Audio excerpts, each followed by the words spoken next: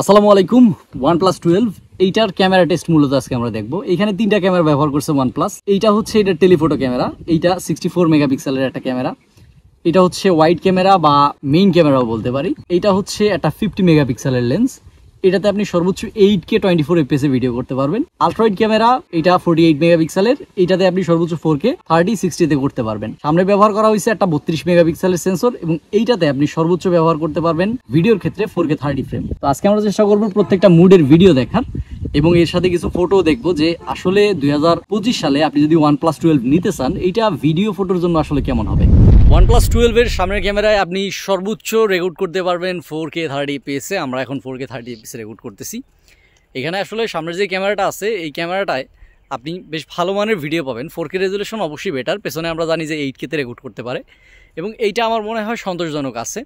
কিছু সময় আপনার মনে হইতে পারে যদি আপনি তুলনা করেন আইফোনের সাথে, আমি আসলে এখানে কোনো তর্কে যাইতে চাই না, তবে এক লাইনেই বলতে চাই যে ক্যামেরার জন্য ফর ভিডিও এইখানে OnePlus 12 এর থেকে অ্যাপেল বেটার। মানে অ্যাপেলের যে ফোনগুলো আছে আপনি যদি তুলনা করেন 14, 15 এই মডেলগুলো তুলনামূলক বেটার ভিডিও দেয়। সামনের ক্যামেরায় অ্যাপেল যে ভিডিওটা দিবে ওইটা বেশি স্টেবল হবে এবং বেশি ন্যাচারাল, বেশি ডিটেইলের সাথে আমার মনে হয় দেয়। বাকি এটাই যেটা আছে এটাও আমার কাছে মনে হয় খারাপ না, এটাও ঠিক আছে। এখানে আপনি দেখেন আমার কপালের যেই কালারটা আছে, ওভারঅল যে পরিবেশটা আছে অনেকটাই ব্যালেন্স করতেছে। এখানে একটু এক্সপোজারটা বেশি আমার কাছে মনে হয়েছে। দেখেন চারিদিকে মানে সাদা যেই ভাবটা এটা একটু বেশি, একটু বাড়ায় দেওয়া হয়েছে। তো এটা এক্সপোজার বেশি হইলে এটা সমস্যাটা আমার মনে হয়। বাকি এটার আপনি চাইলে একটু যদি এডিটিং করতে চান এডিটিং করে আপনি চাইলে কন্ট্রোল করতে পারেন। এবং আরেকটা ভালো দিক হচ্ছে এটা যে এরিয়াটা নেয় বেশ ভালো পরিমাণে এরিয়া কিন্তু ক্যাপচার করতে পারে। যদি আপনি ভ্লগিং টাইপের ভিডিও বানান তাহলে কিন্তু আপনার ভালো হেল্প করতে পারে। এখন আমরা সিলেক্ট করে দিছি সুপার স্টেডি মুড। এটার মাধ্যমে মূলত এটা আরও বেশি স্টেবল ভিডিও দিতে পারে। সামনের ক্যামেরা এটা সাপোর্ট করে 1080p রেজুলেশন, এটা 30 ফ্রেমে। আপনি একটা বিষয় খেয়াল করেন, যখন আমি সুপার স্টেডি মুড সিলেক্ট করছি তখন একটু জুম হয়ে গেছে, ঠিক আছে। এটার বিষয়টা আপনি জানেন কিনা আমি জানি না, যখন এই ধরনের সুপার স্টেডি মুড কাজ করে তখন একটু জুম বেশি নিয়েই ক্যামেরাগুলো মূলত ভিডিও নেয়। ফলে সাইডে যদি একটু নড়াভাব বেশি থাকে ও মূলত জুম করা অবস্থায় ওইটারে ম্যানেজ করে নেয়, ম্যানেজ করে আপনার বেশি স্টেবল ভিডিও দেয়।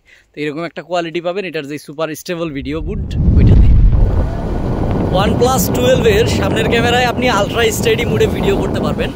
আলট্রা স্টেডি মানে আমরা তো জানি যে অনেক বেশি স্টেবল ভিডিও দেয়।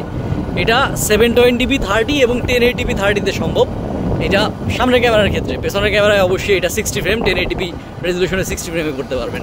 তো এইরকম অবস্থায় যেখানে আসলে একটু স্টেবিলিটি আমাদের প্রয়োজন আছে, এখানে আসলে কেমন স্টেবল ভিডিও দেয় আমার মনে হয় একটা ভালো আইডিয়া আপনি পাইছেন এর মাধ্যমে। OnePlus 12 এর সামনের ক্যামেরায় এখন আমরা রেকর্ড করতেছি 4K 30 fps এ। সামনের ক্যামেরায় আপনি সর্বোচ্চ 4K 30 দিয়ে করতে পারবেন। এখানে কোয়ালিটি কেমন আপনি একটু বোঝার চেষ্টা করেন। আমার কাছে মনে হয়েছে এটা সামনের ক্যামেরা এভারেজ টাইপের এই ধরনের লাইট কন্ডিশনে, তবে দিনের বেলায় এই ক্যামেরাটা তুলনামূলক বেটার পারফর্ম করে।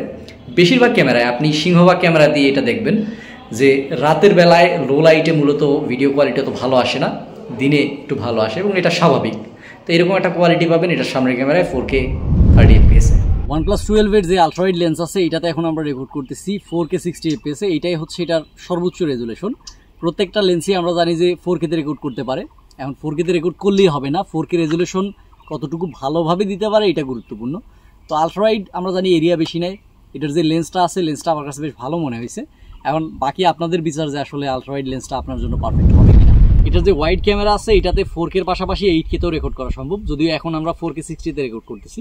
বাকি 4K তে 60 ফ্রেমে কেমন ভিডিও আসে এটার একটা আইডিয়া আপনি নেওয়ার চেষ্টা করেন।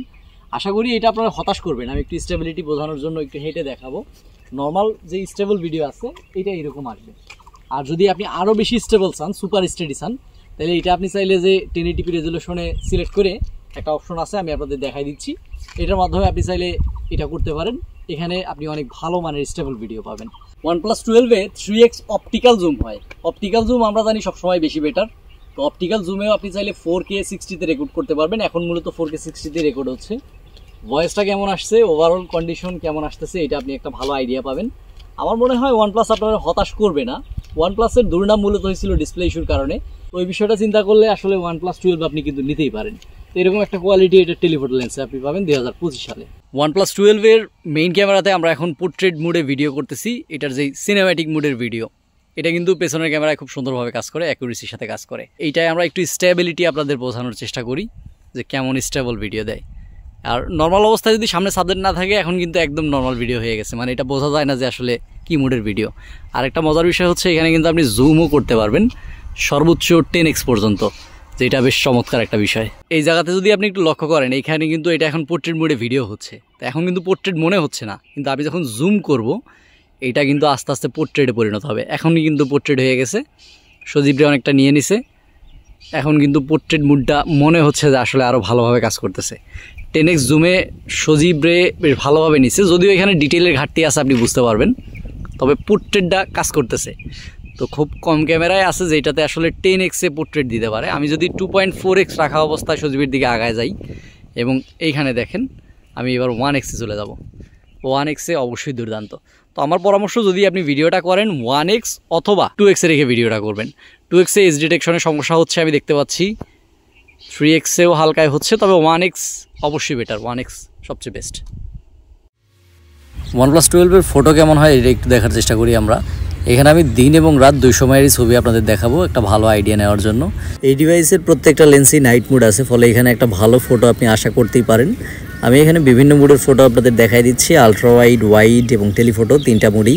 এর পাশাপাশি সেলফিতে কেমন আসে আমি দেখলাম যে পোর্ট্রেট যেই ছবিগুলো আছে, পোর্ট্রেট ছবি বেশ ভালো আসতেছে। পাশাপাশি তিনটা লেন্সের ছবি যদি আমরা দেখি, আলট্রা ওয়াইড, ওয়াইড এবং টেলিফটো, এখানে তিনটাতেই ডিটেলের পরিমাণ আমার কাছে ভালো লাগছে। আমি জুম করেও দেখছি ছবিগুলো, এখানে ঠিকঠাক আছে। বাকি দিনের বেলায় বেশিরভাগ শটই খুবই চমৎকার আসতেছে। আমরা যদি এটার পোর্ট্রেট শট আরও কিছু দেখি, এখানে দেখেন এটা 1x তোলা, বা এটার যে ওয়াইড ক্যামেরা আছে ওইটা দিয়ে তোলা। ওয়াইড ক্যামেরার পোর্ট্রেট, টেলিফটোর ক্ষেত্রেও ভালো মানের পোর্ট্রেট আপনি আশা করতে পারেন। এই ডিভাইসে আমরা এখন 0.6x অর্থাৎ আলট্রা ওয়াইড থেকে শুরু করে সর্বোচ্চ যেই জুম 120x ওই পর্যন্ত দেখবো যে আসলে কোয়ালিটি কেমন আসে। আমরা যদি 3x অপটিক্যাল যাই, এই পর্যন্ত ঠিকঠাক আছে, ডিটেলের পরিমাণ খুবই ভালো। কিন্তু যখন আমি ডিজিটাল জুম 20x করলাম তখনও শার্পনেস ঠিক আছে, তবে তারপরেও এখানে ডিটেল লস হচ্ছে। এবার যদি আমরা সর্বোচ্চ রেজুলেশনে যাই বা সর্বোচ্চ যেই জুম কোয়ালিটি ওইটাতে যাই 120x, এইটা পুরাটাই আসলে ঝাপসা হয়ে গেছে এবং এটা স্বাভাবিক। 120x এর বেশিরভাগ ছবি আপনারা হতাশ করবে। তবে একটা বিষয় হচ্ছে এই ডিভাইসগুলো চেষ্টা করে এআই এর মাধ্যমে যতটা সম্ভব ব্যালেন্স করার। যদি আপনার মনে হয় যে এই 120x আপনি কাজে লাগাইতে পারবেন, আপনি লাগাইতে পারেন, মানে মোটামুটি কাজ চালানোর মতন একটা ফটো আপনি পাবেন। তবে এইটা আসলে অবশ্যই ডিজিটাল জুম, এবং ডিজিটাল জুম এই টাইপেরই হবে। এই ছিল OnePlus 12 এর ক্যামেরা রিভিউ বা ক্যামেরা টেস্ট। আমি চেষ্টা করছি এই ফোন সম্পর্কে আপনাদের একটা ভালো আইডিয়া দেওয়ার। দেখাবো অন্য কোনো ভিডিওতে। আসসালামু আলাইকুম।